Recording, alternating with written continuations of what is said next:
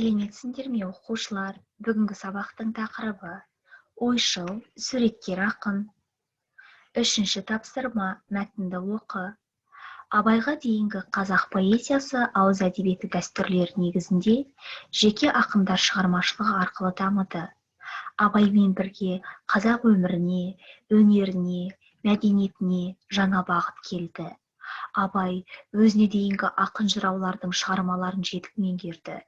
Сонымен бірге ол орыс әдебиетімен танысты. Әсіресе Пушкин, Лермонтов поэзиясын терең білді.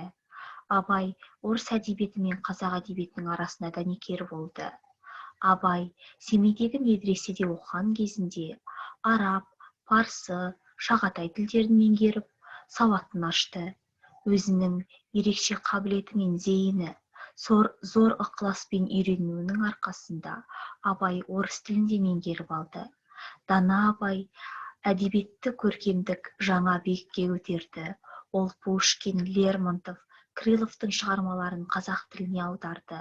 Татьянаның хаты, Онегиннің хаты, Татьянаның сөзі, Ленскийдің сөз секілді өлеңдерін шығарды. Зәки Ахметов.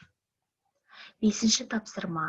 Мәтіндегі қою әріппен берілген сөздердің орнына антонимін қойып жаз. Мәтіннің мазмұны қалай өзгергенін түсіндір. Бағалау парағы. Қою әріппен жазылған сөздердің орнына антонимдерін жазады. 2 ұпай. Сөйлемдердің мағынасына қарай өзгергендігі туралы айтады. 2 ұпай.